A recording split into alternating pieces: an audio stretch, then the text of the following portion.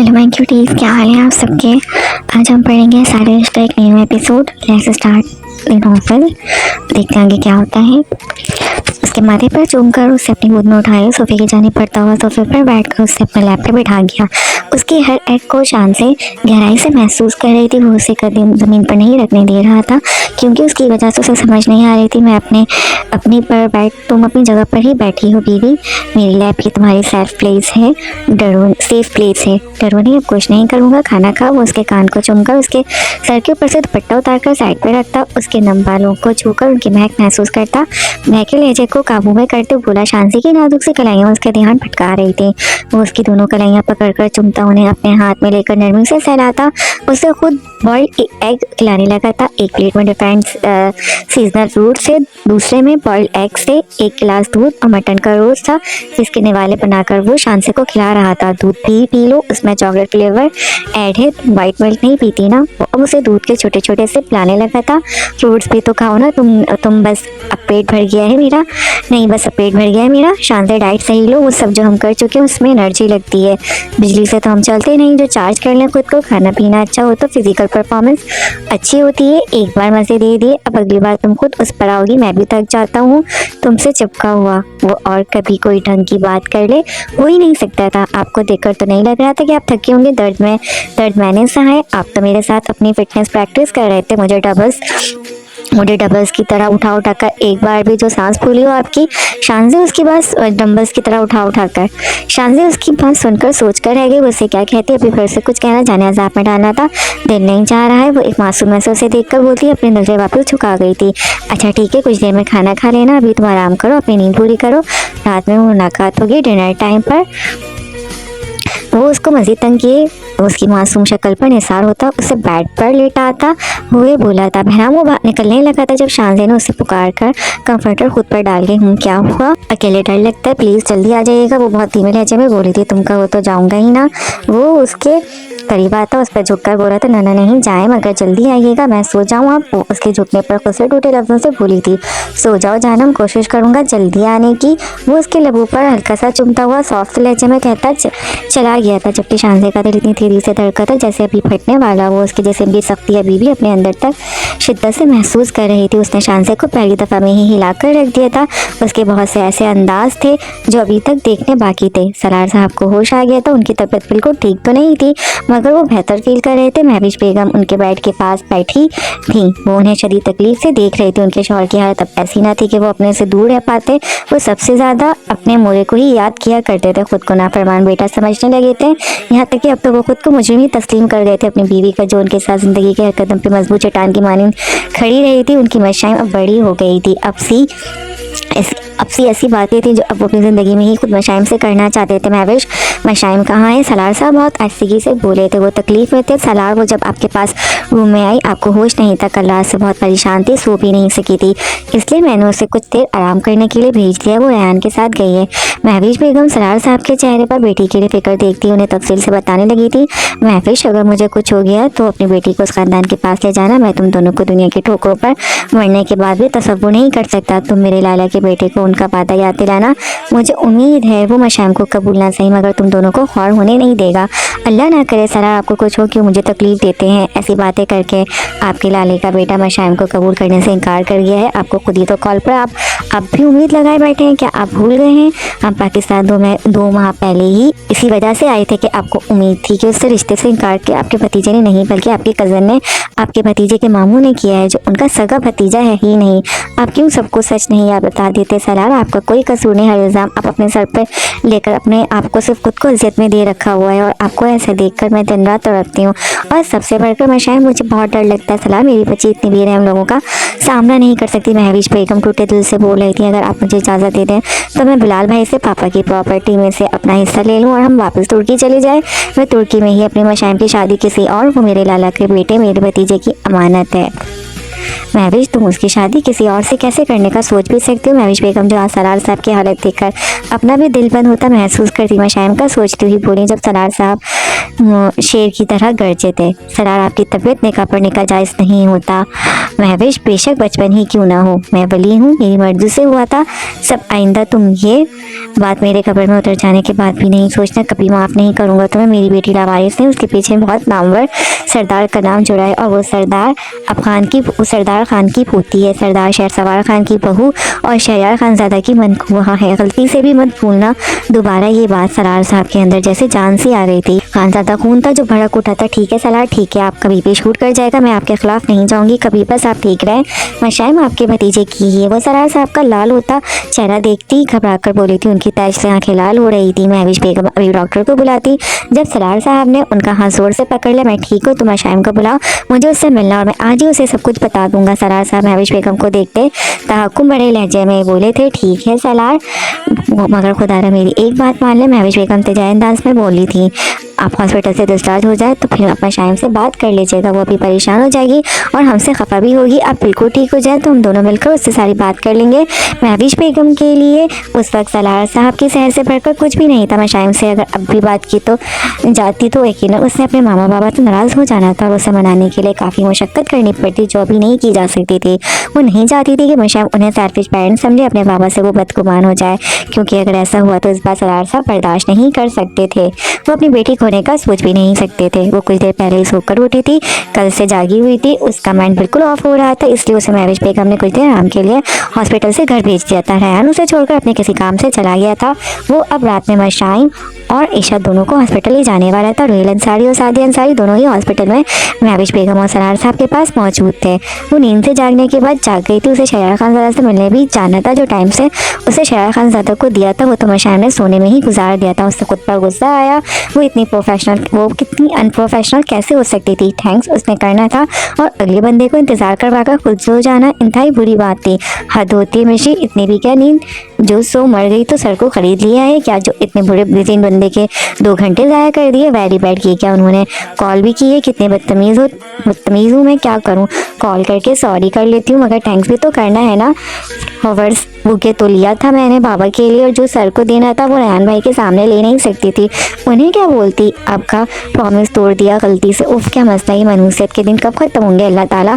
Call करके sorry बोल देती हूँ। मशाइम अफसोस से खुद को कोस रही थी। वो शहरयार को कैफ़े बुलाकर खुद सो गई थी।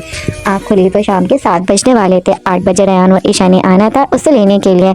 वो अपनी गैर अखलाकी हरकत पर काफ़ी शर्मिंदा हो रही थी। मशाइम शहरयार खानजादा को कॉल करने लगी जो 3 बेल्स पर के बाद रिसीव कर ली गई थी। हेलो, आई एम सॉरी, मेरी वजह से आपको इंतज़ार करना पड़ा, आपका इंपॉर्टेंट टाइम वेस्ट हो गया, मैं सो गई थी, वरना इस तरह की गैर अखलाकी हरकत कभी ना करती। मशाइम फ़ोन रिसीव करते हुए पटर पटर करना शुरू हो गई थी, जबकि फ़ोन की दूसरी जानिब मौजूद शहरयार खानजादा उसकी नींद से भरी आवाज़ सुनकर ही उसकी अपॉलॉजी एक्सेप्ट कर गया था। इट्स ओके, आपकी नींद ज़्यादा ज़रूरी थी, थक गई होंगी आप। शहरयार उसके चुप होते ही अपने असली रोकदार अंदाज में बोला था। जी नींद तो ज़रूरी ही होती है, मगर मैं आपसे सच में मिलना चाहती हूँ। सॉरी अगेन, अभी आपको मिलने का कह नहीं सकती क्योंकि आपके 2 घंटे ऑलरेडी ज़ाया करवा चुके हैं। अब तो आप मुझे अपने ऑफिस से फायर करके ब्लॉक ही कर देंगे। मशाइम एम्बेरस हंसकर बोली थी। नहीं करता फायर, नहीं करता ब्लॉक, आप बताएं अब कहाँ आऊँ, आपसे मिलने मेरे पास टाइम है अभी आपके लिए। शहरयार खानजादा लाइट से अंदाज में बोला था। सच में आप आ जाएंगे, मगर मैं तो 8 बजे तक वापस हॉस्पिटल जाऊँगी भाई के साथ, अभी घर हूँ, मगर आपको ऑफिस वाली बात बताना भी ज़रूरी है क्योंकि मुझे डाउट से कि आप रेहान भाई और सर अहमद पर मेरी वजह से गुस्सा करेंगे। सर क्या मेरे घर नहीं, आप घर तो नहीं आएंगे। मशाइम जो उसकी बात सुनकर अपनी शर्मिंदगी कम होती महसूस कर रही थी। जब उसे रेहान की जानिब जॉब का ख्याल आया, उसने लाजमी शहरयार खानजादा से बात करनी थी आज ही, क्योंकि कल रेहान ने ऑफिस जाना था, इसलिए वो उसे घर ही आने का कहने लगी, मगर खुद ही अपनी बात के जवाब में इनकार कर गई। मैं घर आ जाता हूँ, आपके कोई मसला नहीं। शहरयार खानजादा इत्मीनान से कहता। फ़ोन बंद कर गया। ओह सर, एज आ गेस्ट आ रहे हैं जी, इज़ सो स्वीट, बट ऐसा ना हो मामा डांटे। अब तो वो आ रहे हैं ना, मामा को घर आ जाने के बाद बता दूंगी। मशाइम बेड से उठती, जल्दी से अपना रूम ठीक करती, बाहर लॉज में आ गई थी। वो किचन में जाती, सबसे पहले तो पानी पीने लगी। उसने स्लीवलेस टॉप और टाइट्स पहनी हुई थी। वो शावर लेकर सोई थी। वो अपने कपड़े चेंज करके अपने मोबाइल पर आती। महविश बेगम की कॉल देखकर अभी फ़ोन रिसीव कर दी जब किसी ने उनकी डोरबेल बजाई थी। उससे गाड़ी के रुकने की आवाज़ भी आई थी। शहरयार खानजादा जो पिछले 2 घंटे से मशाइम के इंतजार में कैफ़े में बैठा उसे मुसलसल कॉल्स कर रहा था, जो पिक ही नहीं कर रही थी। वो गुस्से से ज़्यादा परेशान हो रहा था। अगर उसे नहीं आना होता तो वो उसे क्यों इंतज़ार करवाती, वो उसे फिर से कॉल करने लगा ही था जब मशाइम की कॉल आ गई और उससे बात करने के बाद शेरा खानज़ादा की फिक्र कुछ कम हो गई, मगर उससे मशाइम की नींद पर शदीद गुस्सा आया था। वो उससे वाकई मिलना चाहती थी, बात यही थी या कुछ और? वो क्या जानती थी? सब कुछ अनजान थी, छोटी बच्ची और नादान वो थी। शेरा खानज़ादा नहीं, जब वो 18 साल का था वो बड़ा था, समझ बूझ रखता था। उससे अपना आज से कई साल पहले हुआ निकाह याद था जो उसके बाबा शाह सरार खान ने करवाया था, फ़ोन पर उसके सबसे छोटे चाचू सरार खान की 4 साला बेटी के साथ। उस वक्त जो हालात थे वो शेरा खानज़ादा की समझ से बाहर थे। उसने निकाहनामा भी साइन किया था जो उसके बाबा ने फिर तुर्की भिजवा दिया था अपने भाई के पास। शेरा खानज़ादा ने एक नादान बच्ची को अपने निकाह में कबूल कर लिया था जो उससे उम्र में 14 साल छोटी थी। वो अपने बाबा शाह सरार खान की ख़राब तबीयत की वजह से इतना परेशान था कि उससे अपने किसी कज़न का नाम भी याद नहीं रहा था जिससे उसका निकाह करवाया गया था। शेरा खानज़ादा के निकाह का हवेली में किसी को भी पता नहीं था। शेरा खानज़ादा ने उससे वादा लिया था वो ये रिश्ता किसी कीमत पर ख़त्म नहीं करेगा। उनके छोटे भाई सरार खान उनकी फैमिली को हवेली वापस ज़रूर लाएगा और फिर ही उन पर उस निकाह का बताएगा, और अगर उसके लिए उस हवेली की किसी भी फर्द के मुखालिफ भी खड़े होना पड़े तो वो पीछे नहीं हटेगा। खानज़ादा हवेली राजों से भरी हुई थी, उसमें रिहाइश पजीर हर शख्स का एक माली था जो उनके ख़ानदान के बिखरने की वजह था। शेरा खानज़ादा पिछले कई सालों से अपनी चाचू को और उनकी फैमिली को ढूंढ रहा था। वो तुर्की में थे और जब तक वो उन तक पहुंचता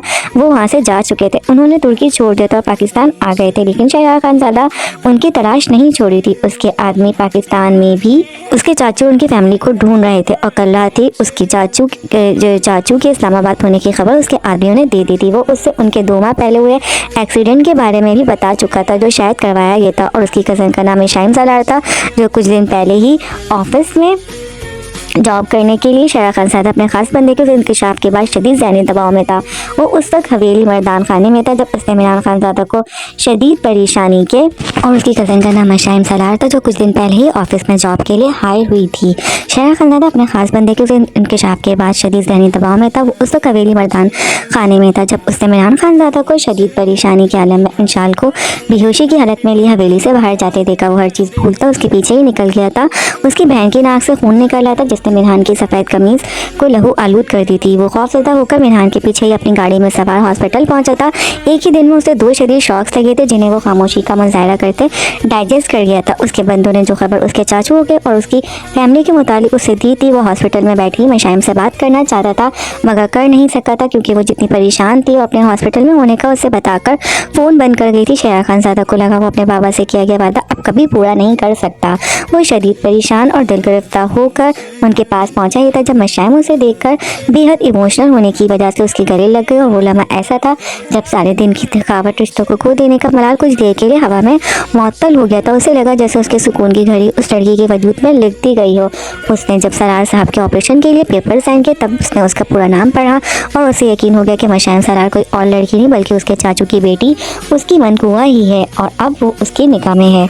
मशाइम अपने मोबाइल को साइड पर रखती मेन गेट पर जाती दरवाज़ा अनलॉक करके उसके हाथों में फूल का गुलदस्ता देखकर फॉर्मल से अंदाज में मुस्कुराकर शेरा खानज़ादा को अंदर आने का रास्ता दी गई। शेरा खानज़ादा उसके रास्ते से हटते ही अपनी जानलेवा रूपदार शख्सियत के साथ अंदर एंटर हो गया। उसके हाथ में बहुत बड़ा सुरखुलाबों का दस्ता था जबकि दूसरे हाथ में एक बेकरी बैग था जिसमें ब्राउनीज थी फॉर यू। वो बेकरी बैग मशाइम की तरफ बढ़ाते हुए बोला था ओ thanks so sweet of you. वो उसके हाथ से बेकरी बैग पकड़ कर खोलती उसमें से चॉकलेट्स ब्राउनीज निकाल कर खाती ही बोली थी वो शदीद भूखी लगी थी। शेरा खानज़ादा को जो चॉकलेट की दीवानी थी वो उसे बैठने का बोलने की बजाय ब्राउनी ठूसने में लगी हुई थी। मशाइम मैं यहाँ बैठ जाऊँ। वो उसे बच्चों की तरह ब्राउनी खाते देख खुद ही लॉन्च में रखे सोफे के जाने बढ़ते हुए बोला उप्स सॉरी मैं आपको बैठने का बोलना तो भूल ही गई थी, बाकी बाद में खा लूँगी। मैं आपके लिए पानी लाती हूँ, आपको स्वेटिंग हो रही है, एसी सिर्फ मेरे रूम में ही है यहाँ लॉन्च में नहीं। मशाइम बच्चों से अंदाज में बोली थी तो मैं आपके रूम में बैठ जाता हूँ, यहाँ गर्मी काफ़ी है, प्लीज़ मुझे ठंडा पानी ला दो। फुल जग भर के शेरा खानज़ादा फ्लावर्स बुके अपने हाथ में पकड़कर वापस खड़ा होता बोला था ओके आ जाए इस तरफ मामा बाबा का रूम है, ये वाला मेरा है। मशाइम शेरा खानज़ादा को दोनों अपोजिट साइड्स पर मौजूद कमरों को कन्फ्यूजन से देखकर अपनी तरफ देखने पर फौरन से बोली थी ओके पानी प्लीज़। शेरा खानज़ादा उसके रूम की जानिब बढ़ते फिर से पानी मांगने का जी बस ला रही हूँ। मशाइम उसका दूसरी दफ़ा पानी मांगने पर जल्दी से किचन की तरफ बढ़ गई थी। रूम क्लीन था ना मेरा कहीं मेरे कपड़े तो बिखरे हुए नहीं थे। नहीं नहीं सही सब सेट था, ये ना हो वॉशरूम जाने का बोल दें, फिर तो शर्मिंदा ही हो जाने। मैंने सारी इनर हैंग हुई पड़ी हैं। एक तो पानी का जग ऐसे मांगा जैसे पूरा साल से पानी की शक्ल तक नहीं देखी। ओहो मशाम बेहुदा, वो तुम्हारे गेस्ट हैं, इतना हेल्प आउट किया। मामा कहती है ना मेहमान अल्लाह की रहमत होते हैं, उनकी खिदमत से अल्लाह खुश होता है। तो भाई मेहमान भी तो मेहमान बनकर आए ना, घर वाले लोगों की तरह खादिम को समझ लेता है। बेशक अल्लाह की रहमत होते हैं गेस्ट। ये वाला जग सही है या और बड़ा वाला? यही सही है। अब कोई सहरा से तो उठ कर आई नहीं है, ये पानी का पाइप ही मुँह में खोल दूँ। कितने गंदे लगेंगे। मशाइन जो बाद में आ रहा था बोलती ही जा रही थी। वो डिस्पेंसर से ठंडा पानी जग में डाल दी, जग को हाथ में पकड़ी अपने रूम की जाने पड़ गई। वो जैसे ही रूम में एंटर हुई शहरयार खानज़ादा को अपने रूम में मौजूद सोफे चेयर पर बहुत एनिमार्क से बैठे देखती टेबल पर जग रख गई। उसके रूम का टेम्परेचर ठंडा था, गर्मी में अच्छा गुजारा हो रहा था। गिलास शहरयार खानज़ादा जग में पानी देखकर हंसी हंसी सब करता उसे देखकर बोला था। उसने जग मांगा था, वो जग ही लाई थी, गिलास आने की भी जहमत नहीं की थी। ओ सॉरी, मुझे लगा आप जग में मुला कर पी लेंगे, मैं गिलास लाती। मशाम शर्मिंदा से होकर कमरे से बाहर निकलती, वापस किचन में पहुंच गई। शदीद ही कोई फुहरतरीन मनखूहा है मेरी, जग में मुँह लगाऊंगा क्या? इतनी मैनर्स लैस लगता हूँ, बातें तो पटर पटर करती है। अकल नाम चीज़ की मेरी बेबी में यार, छोटी सी तो है, प्यारी सी बाबा जान यू मोर एंड मोर, आपसे ज़्यादा मुझसे कभी कोई प्यार नहीं कर सकता था। इतनी प्यारी बहू सिलाई की है आपने, काश आप मेरे साथ होते। आज तो उस छोटे से बेबी को इतनी प्यारी हरकतें देखकर हंसते मेरे साथ। शहरयार खानज़ादा उसके जाते ही हंसकर बोला था। अब वो मशाइम के रूम का जायज़ा लेने लगा। उसका रूम मुनासिब साइज़ का था, जिसका थीम पिंक एंड वाइट था। रूम में नॉर्मल साइज़ की वाइट कलर की अलमारी थी, बेबी पिंक कलर का सिंगल साइज़ का बेड था जिस पर 3D flower pink and white bedsheet बिछी हुई थी। दोनों तरफ साइड टेबल्स थी जिस पर बहुत स्टाइलिश लैम्प्स थे, उन पर 2 फ्रेम्स भी रखे थे। उनमें से एक उसकी तुर्की में सेलिब्रेट हुई लाल पर्दे की पिक्चर वाला था, जिसमें मशाइम सेंटर में खड़ी थी और उसके एक साइड पर महविश बेगम थी, जबकि दूसरी साइड पर सरार साहब थे। वो दोनों उसके गालों को चूम रहे थे। वो खिलखिलाकर अपनी खूबसूरत डिम्पल वाली स्माइल के साथ ब्लश कर रही थी। दूसरे फ्रेम में सरार साहब और महविश बेगम की पिक्चर थी। उसका पिंक आईफोन भी उसी साइड टेबल पर ही रखा हुआ था, जो मुसलसल रिंग हो रहा था। रूम में बहुत फ्लफी का सा कारपेट बिछा हुआ था, जबकि सिंगल सोफे चेयर वाइट कलर की थी।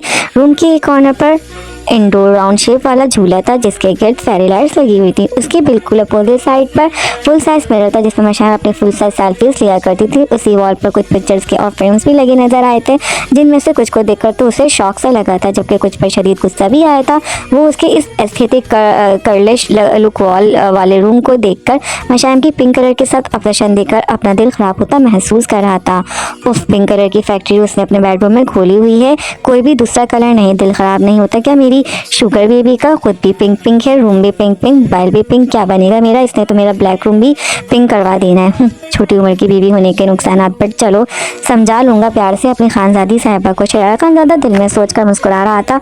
वो अभी उसकी तस्वीर ही देख रहा था जब वो रूम में एंटर हो गई और उसके कहे बगैर ही गिलास में पानी डालती उसके आगे रख गई। उसका मोबाइल फिर से रिंग हुआ था। एक्सक्यूज़ मी, मामा की कॉल है, मैं बात कर लूँ? मशाइम मुसलसल अपने फ़ोन पर महविश बेगम की कॉल देखकर पानी पीते शहरयार खानज़ादा को देखकर बोली थी, श्योर आप बात कर लें। वो एक गिलास ख़त्म करता दूसरा गिलास भरकर पीने लगा था, जब मशाइम कॉल रिसीव करके महविश बेगम से बात करने लगी। हेलो जी मामा जी, सोकर उठ गई थी कुछ देर पहले, क्यों आप क्यों परेशान हो गई थी? मैं ठीक हूँ, बाबा को होश आ गए। ओके, आप नारायण भाई से कह देना बाबा से बात करवाएं। अस्सलाम वालेकुम बाबा जानी, रियली मिस यू यार, आपने तो डरा ही दिया था मुझे। आपको पता है मैं बिल्कुल भी नहीं रोई, आपकी बेटी अपनी बाबा जैसे स्ट्रॉन्ग है। और वहाँ बाबा ये मामा की खबर तो लें, आपके मैसेज ने कल से बड़ा तंग किया है मुझे, ज़्यादा नहीं डांटना मेरी मामा को वरना आपसे नाराज़ हो जाना है।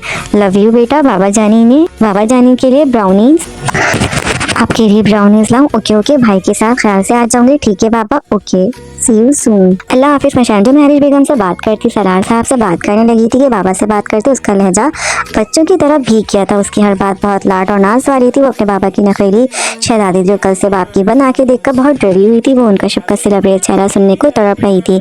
सोफा चेयर पर बैठा है शहरयार खानज़ादा, उसकी बाप से लाडिया मासूम शिकवे, एकदम से भीगता लहजा और आंसू से लबरेज होती हेज़ल आके देखकर अपने रूह में दर्द उतरता महसूस कर रहा था। उसका जी चाह वो एक बार फिर उसके सीने से आकर लगे और वो उसके आंसू उसकी शफाफ जहीन सी गहरी आंखें चूमते हुए साफ करे, पानी पी ले। वो उसको आंसू साफ करते देख पानी का गिलास अब उसके आगे कर गया। थैंक्स मशाइम उससे गिलास पकड़कर आधे से ज़्यादा पानी पी गया। जब उसे अचानक याद आई ये तो उसका पानी था। सॉरी, वो मैं बाबा से बात करते इमोशनल हो गई थी। आप अपना पानी वापस पी लें। आई एम ओके ना हो उसे अपना बचा हुआ पानी वापस पकड़ा गया, जिससे सर को कम करते शेर खानज़ादा फौरन अपने हलक में उतार लिया। उसे वो पानी भी कीमती लगा था जो वो अपने लबों के जायके से लबरेज करके उसे पेश कर रही थी। मैं ड्रॉप कर दूँ हॉस्पिटल, आपके बाबा से मुलाकात भी हो जाएगी, फिर मेरी really want to meet him. वो चाहता था उसकी छोटी सी जान मशाइम मुझसे बातें करे। वो अपनी फीलिंग फ़ौरन उसे कवर कर जाती थी। आंसू तो ऐसे अपने अंदर उतार लेती थी जैसे रोना बहुत मुश्किल काम हो उसके लिए। नहीं ना, आप बाबा से अभी नहीं मिल सकते, वो नहीं जानते मैं ऑफिस में जॉब कर रही हूँ। मशाइम बेड पर बैठती शहरा खानज़ादा की बात के जवाब में बोली थी, तो बता देना उन्हें मैं कौन हूँ तुम्हारा। वो उसके चेहरे को देखते अपने फ्लो में बोल गया। मशाइम लफ्ज़ों को सोचकर बोलने की कोशिश कर रही थी, इसलिए उसका लहजा नोट नहीं कर पाया। मैं पख्तून फैमिली से बिलोंग करती हूँ सर, जैसे आप खानज़ादा मैं भी खानज़ादी हूँ। मेरे पापा की फैमिली की रिलेटिव है जहाँ बेटियों से जायज़ जॉब नहीं करवाई जाती। बस पापा उन लोगों की वजह से शायद मुझे जॉब नहीं करने देते। And you know what, I hate them all. मशाइम बहुत सोच कर बोल रही थी कि शेर खानदास की बातें सुनकर उसके लहजे में शदीद नफरत महसूस करके बिल्कुल सीरियस हो गया था। क्या वो उन सबसे वाकिफ थी? लगता तो नहीं था। आपको क्यों नफरत है अपनी फैमिली से? वो अब अनजान बनकर उसका तेजी से लाल होता चेहरा देखकर भूला था जो शायद गुस्से से सुर्ख हो रहा था। वो लोग नफरत के ही काबिल हैं जिनकी वजह से बाबा ने तकलीफ़ें उठाई। वह तो ज़िंदगी में कभी इन लोगों की शक्ल तक नहीं देखना चाहते जिनको याद करके बाबा रोते हैं। वो लोग डिजर्व ही नहीं करते। मेरे बाबा के आंसू, मशाइम की आंखें अब भी गुलाबी होने लगी थी। उसका चेहरा किसी बात की गवाही दे रहा था, मगर वो क्या थी? आप पापा की उन फैमिली से इशू रहे होंगे, क्यों? कोई रीज़न तो होगा ना। शायद वो मेरे बाबा ताया अब्बू का बिल्म खुद पर लेकर गुनहगार ना होते हुए भी सज़ा काट रहे हैं। मैंने अपने बाबा की बातें करलाती सुनी और उसके बाद बाबा को हार्ट अटैक हो गया। अब तो मैं उन सबसे और भी ज़्यादा नफरत करने लगी हूँ। फैमिली में क्या कहाँ गलत ना होकर अपनी की दी हुई सदा काटी जाए। मैं भी क्या बोले जा रही हूँ। आपका थैंक्स करने बुला तो अपने ख़ानदान का जिक्र लेके बैठ गई। मशाइम को अब शहरयार खानज़ादा का चेहरा भी लाल होता नजर आ रहा था। आपको क्या गर्मी लग रही है? फेस रेड हो रहा है। वो अब इसी का टेम्परेचर कम करती बोली थी, नहीं मैं ठीक हूँ मशाइम, तुम उन सबसे मिली हूँ? मेरा मतलब कभी नहीं मिली, ना किसी को देखा है और ना अल्लाह मिलाई भी नहीं। बाबा के रूम में एक फ़ोटो है उन सब की, और सबसे ज़्यादा तो मेरे ताया अबू की है और उनके मोटे से पेंडू तबीयत बेटे की। मशाइम अपनी आंखें घुमाकर बोली थी शेर खानज़ादा, जो मशाइम के लहजे में अपने बाबा के लिए सबसे ज़्यादा नफरत महसूस करके जबकि इंतहाओं पर था। वो पानी पीकर अपना गुस्सा ठंडा करता जब उसके मुंह से खुद के लिए पेंडू का लफ्ज़ सुनकर उसे अचूका लग गया। सॉरी, वो इट्स ओके सर, इतने जहरीले लोगों के नाम पर पानी की हलक में फंस सकता है। आप किसी से मिली ही नहीं तो इतना बदगुमान क्यों है? क्या पता वो लोग ऐसे ना हो, कोई गलत फहमी जिनको मेरे पापा की फिक्र नहीं, जो आज तक वहम से गाफिल हैं, जिन्हें शायद पता भी ना हो कि मैं भी उनकी फैमिली का पार्ट हूँ, कोई हूँ। हम किन हालातों में हैं वो लोग कभी भी गलत फहम नहीं हो सकते। तुम गलत सोच रही हो मेरी जान, मैं तो सालों से तुम्हारी तलाश में था। तुमसे जब मोहब्बत हुई तो गिल्ड में चला गया कि बाबा की भतीजी अपनी मनखूहा का हक किसी और लड़की से दे रहा हूँ, किसी और से मोहब्बत करके। वो उसके खामोश होकर फिर से कुछ सोच कर बोलने की कोशिश करते देख दिल में बोला था। मशाइम बहुत सीरियसली, उसका लहजा काटदार था। ऐसा क्यों था? शायद उसके बाबा की वजह से, या बात कुछ और भी थी। क्या वो अपने निकाह से वाकिफ़ थी? अगर कभी मेरे बाबा की फैमिली से मुलाकात हो गई ना तो सबसे एक बार लाजमी पूछूंगी मेरे बाबा के साथ ही क्यों ना इंसाफ़ी की, ताया अब्बू की खुद से ली की सज़ा मेरे बाबा को क्यों दी। और अल्लाह करे मेरी ये ख्वाहिश कभी पूरी नहीं हो, उन सबसे मैं कभी नहीं मिल सकूं। बाबा के बाद उनसे कोई ताल्लुक होगा भी नहीं सिवाय उसके कि मैं उनका खून हूँ बस। मैं तो उनमें से किसी का नाम भी नहीं जानती। जब भी बाबा ने बताना चाहा मैं उनसे खफा होकर रूम से ही चली गई। मेरे दिल में उन लोगों के लिए कोई गुंजाइश नहीं। They all are cruel. वो अब भीगे लहजे से उसमें बोल रही थी। शेरा खानज़ादा जब्त किए मुश्किल से बैठा था। उनका ख़ानदान उसके बाबा की शादी के इनकार की वजह से बिखरा था। उसकी मोड़े पर कश्माला खानम भी सौतन बनकर उसके बाबा की वजह से ही आई थी, तो फिर वो किस बात के शिकवे कर रही थी? वो हद से ज़्यादा उससे बदगुमान लगी थी। उसे उस ताल्लुक़ किससे कितना गहरा ना सही, मगर शेरा उससे तो बहुत गहरा था जिससे वो लाइल्म थी। उनके रिश्ते कभी भी ख़त्म नहीं होते। मशाइम वो उसे देखकर बेसाख्ता बोल उठा। खून सफ़ेद हो तो हो ही जाते हैं। वो भी किसी कम सोच में गुम होकर बोली थी। और निकाह क्या वो भी ख़त्म कर दोगी? वो इतनी धीमी आवाज़ में बोला कि मशाइम ना समझी से उसे देखने लगी। वो उसकी बात नहीं सुन सकी थी। कुछ कहा आपने? वो उसकी जाने मुतवज्जा हुई नहीं। कुछ भी नहीं। शेर खानज़ादा अब सरार साहब से हर हाल में जल्द मिलने का ख्वाहिशमंद था। आपकी मामा की फैमिली कैसी है? वो टॉपिक ही चेंज कर गया कि कहीं उसका जब्त ना टूट जाए। मामा की फैमिली बहुत अच्छी है, सिवाय मेरे मामू की फैमिली के उल्टी आ जाती है उनके बारे में सोच कर ही, और जब से वलीद भाई ने मेरा मोबाइल तोड़ा उसके बाद तो मुझे और भी बुरे लगते हैं वो। वलीद अंसारी तुम्हारा कज़न है। शहर खानज़ादा को वॉशरूम वाला मंजर याद आया। वो शदीद मसमरता होते बोला था। वलीद उसका बिजनेस हरीफ था जो बिजनेस तक ही महदूद था। उसके अलावा उसने कभी उसके मुतालिक कोई इतनी ज़्यादा मालूमात लेना ज़रूरी नहीं समझा था, मगर आज उसे थोड़ा अफसोस हुआ। अगर उसके ख़ानदान के बारे में भी पता लगवा लेता तो शायद मैं शायद उससे पहले ही मिल जाती। वो बस उसकी ज़ाती ज़िंदगी तक ही उसे जानता था कि वो कितना बड़ा शैतान है। जी कैसे कैसे अजीब लोग कज़न होते हैं, है ना इंसान के। बट मेरे पास अच्छे कज़न्स भी हैं, जैसे ईशा, रयान भाई और महरमा आपी भी। रयान भाई और ईशा मेरी खाला के बच्चे, मेरे सगे से भी बढ़कर मेरे बहन भाई। आप प्लीज़ रयान भाई को अपने ऑफिस से फायर नहीं करना। उन्होंने ही सर अमर से सिफारिश करके मुझे आपकी पीए की पोस्ट दिलवाई है। Please it's our request. तो रयान को नहीं मालूम था आपकी फैमिली में लड़कियों को जॉब्स अलाउ नहीं। आपके पापा को भी इस बात का इल्म नहीं। वो एक मैच्योर मर्द होकर आपके झूठ में साथ देता रहा। शहर खानज़ादा की टोन सख्त हुई थी। उन्हें मैंने झूठ कहा था कि मुझे परमिशन मिल गई है जॉब की, मुझे ज़रूरत थी जॉब की। मामा बाबा कॉन्शियसली साथ देना चाहती थी, फाइनेंशियली साथ देना चाहती थी। मशाइन अपना सर झुका मासूमियत से बोली थी, अगर आप ज़्यादा गुस्सा हो रहे हैं तो प्लीज़ आप बेशक मुझे फायर कर दें, बट भाई को और तुम्हें फायर करने से क्या होगा। शयार खानज़ादा उसके सूजे गुलाबी गालों को देखते बोला, भाई की तो इंसल्ट नहीं होगी ना। आपका करियर मेरी वजह से ख़राब तो नहीं होगा। और मैं किसी और कंपनी में जॉब, कोई ज़रूरत नहीं किसी और ऑफिस में जॉब की। अंडर एज लड़कियों को कोई हाई नहीं करता। आपके बाबा घर आ जाए तो अपना काम कंटिन्यू करें। आप एडिशनल पीए होने की हैसियत से आपको ऑफिस आना इतना ज़रूरी नहीं। आप घर बैठे भी अपना काम कर सकती हैं। मैं डिटेल्स अमर के थ्रू आप तक प्रोवाइड करवा दूंगा। शहर खानज़ादा अब अपनी जगह से खड़ा हो गया था। उसके साथ अब एक ही कमरे में तना बैठना मुश्किल था। हक मलकियत का एहसास होने लगा था। वो उसकी मनगुआ थी, शहजादी सी आन बान रखने वाली। ऑफिस में क्या कुछ होता था ये शहर खानज़ादा अच्छी तरह जानता था। वो किसी और ऑफिस में काम करेगी ये उसे गवारा नहीं था, ना वो ऐसा होने देने वाला था। और अब तो अपने ऑफिस में भी उसे आने देने पर आमादा नहीं था। सबकी उस पर नज़र टिकी होती थी। और वो वलीद की कज़न थी और वलीद जैसा शिकारी है। शहर खानज़ादा से इतनी हसरत रखता था कि अगर उसके मशाइम के रिश्ते से आगाही रखता तो शायद उसे अभी तक शहर खानज़ादा के खिलाफ वरगला देता। मशाइम तो पहले इतनी बदगुमान थी, सबसे उसे हैंडल करना बाद में और मुश्किल होता।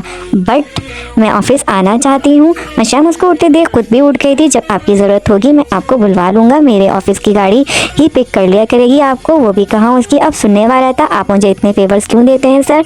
मशाइम के दिमाग में ईशा की बातें क्लिक हुई थी। वो एहतजाजत बोल उठी, बिकॉज यू डिजर्व फेवर्स। इतनी कम उम्र में इतनी मेहनती लड़की, वो भी एक कंजर्वेटिव ख़ानदान से, फैमिली से बिलोंग करने वाली, इज़ वेरी इम्प्रेसिव। और मैं अपनी मेहनती एम्प्लॉयज़ को मार्जिन देता रहता हूँ। आप चलें, आप अब चलना चाहिए मुझे। ये आपके फादर के लिए लाया था बट अब वापस तो नहीं ले जा सकता, इसलिए आप रख लें। शहर खानज़ादा से सुरखुलाबों का गुलदस्ता देते अपने कान की बैक साइड को जाते बोला, बट मैं क्या करूँगी इन रोज़ का, ये तो आप बाबा। अच्छा चलो इनमें से एक तुम रख लो, बाकी अपने बाबा को दे देना अपनी तरफ से। कोई और बुके अच्छा नहीं लगेगा, इसलिए रेड रोजेस का ले आया, खुशबू अच्छी होती है ना इनकी।